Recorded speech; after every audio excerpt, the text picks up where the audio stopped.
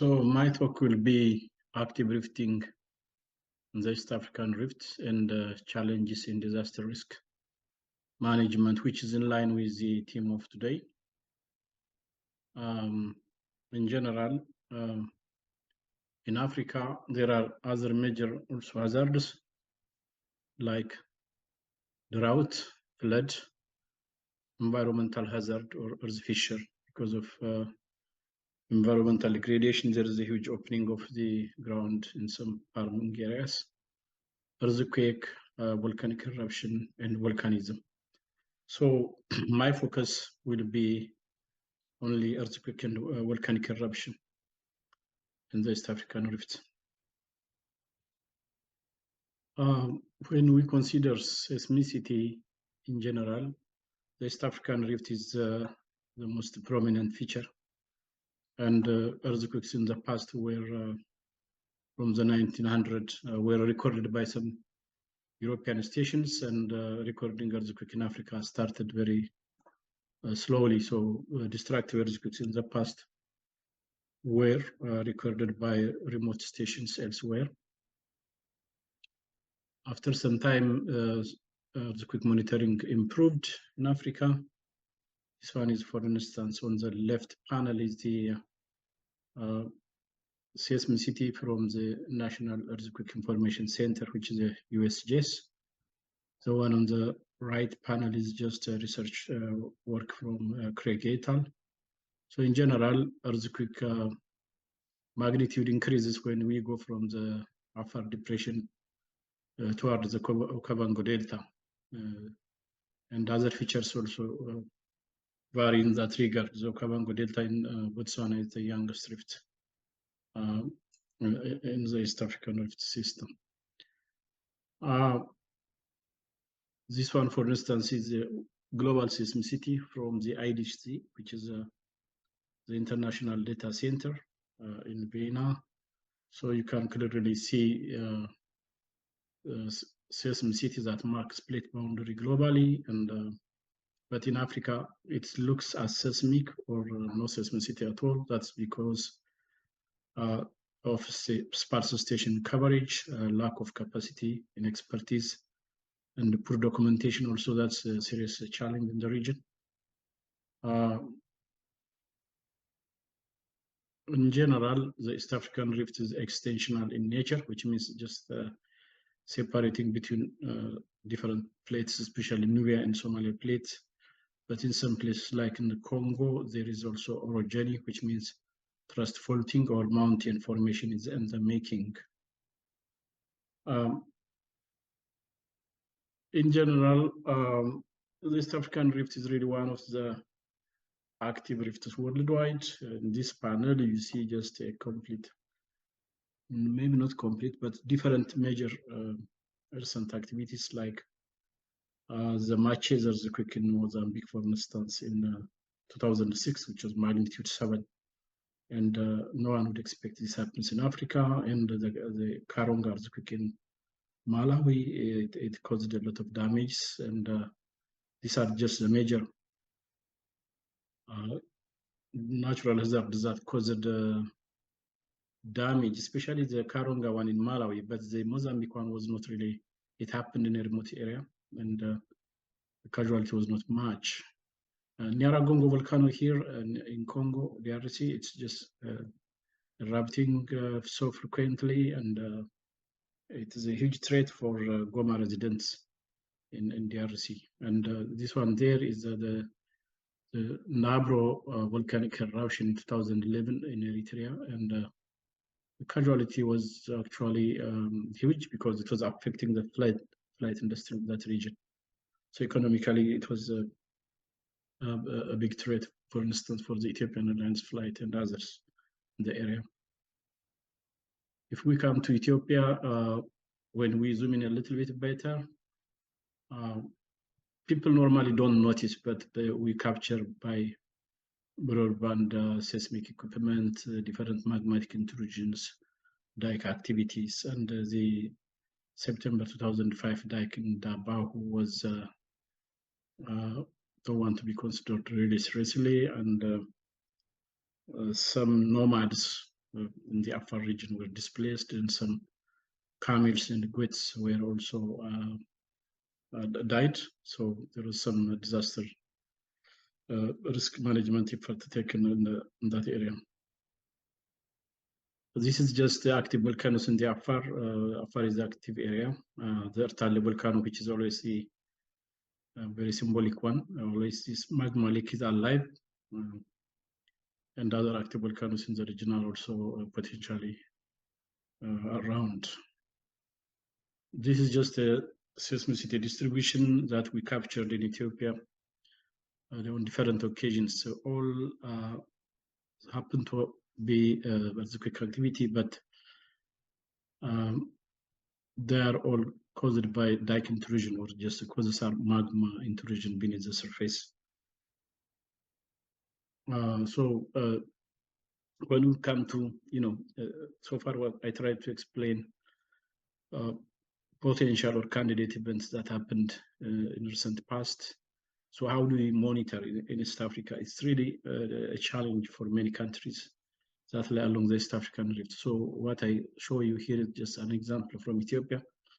The left panel is a recorder that we normally see on daily basis, just a real-time record. These are stations. The black ones are Ethiopian stations, and the blue one are stations from Uganda, Djibouti, Kenya, and also Saudi Arabia. So literally, we have an effort to monitor the earthquake and volcanic activity in the Horn of Africa. But after the COVID and other security issues, we're unable to visit some of the stations at the moment. Again, this left panel also shows a recorder, and the right one is just seismicity distribution, or distribution of earthquakes in space for 2019 and 2021. The Ethiopian catalog, and in fact, we tried to monitor the East African rift along, our neighborhood there, and we contributed this to our regional effort.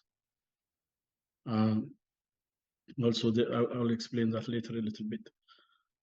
Here also comes the Nyaragongo eruption, which happened in 2021 May. And this recorder is the one generated from a Ugandan station, but the one that we managed to record and archive in Addis Ababa. So this is really a good effort for real-time monitoring. So that event, or earthquake distribution that I showed you earlier, we contributed for a regional workshop that was held in Uganda from October 3 to 7, 2022. There is a 9 countries group that we come together to recording our events and produce a bulletin, which is called the Eastern and Southern Africa Regional Seismological Working Group. And this group is supported by International Science Program of Uppsala University. They have been supporting us to develop capacity. So here in this map on the left panel shows the red dots and the black ones. The red dots are the ones reported by PDE, preliminary epicenter determination of the USGS, and the black ones are our catalogs that we generated in this workshop.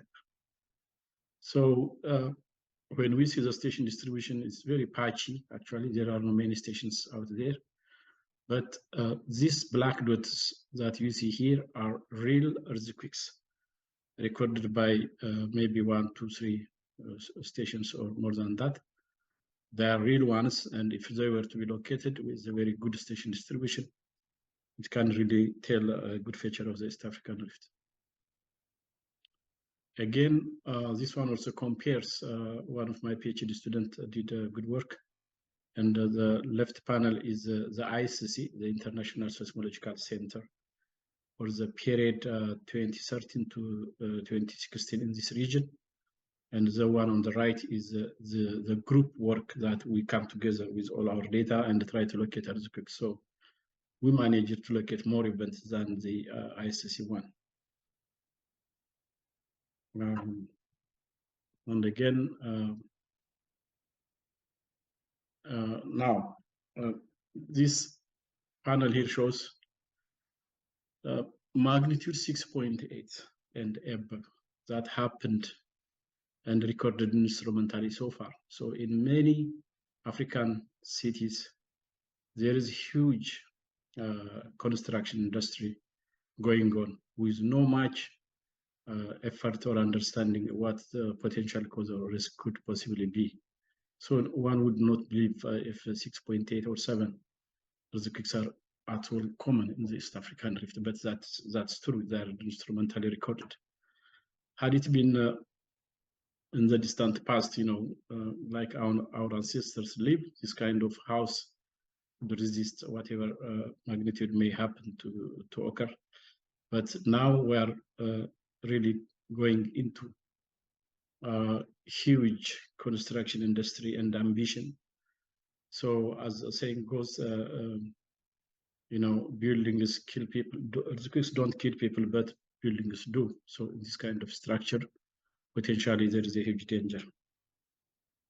When we summarize major events in the region, 6.8, 7.4, 6.9, it's really significant magnitude earthquakes. And if this kind of earthquakes happen today in the East African Rift, which is nearby in one of the cities like Nairobi or Addis Ababa, really the casualty will be huge. And here we see the total earthquake of March 1966, which is 150 damage or deaths.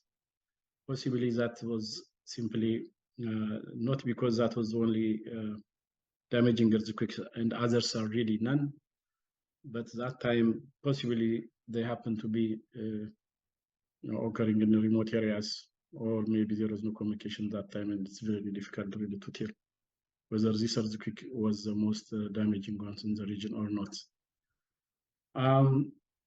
It's really also a challenge that governments, even engineers, sometimes they don't believe that damages by earthquake can occur in the East African Rift. But this is a good evidence that a disaster really poses huge threat on the population and infrastructure.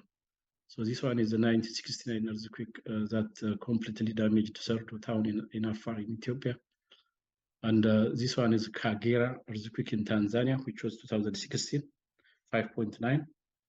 This one is Naragongo eruption. I think that was 2002, I guess. And this one is the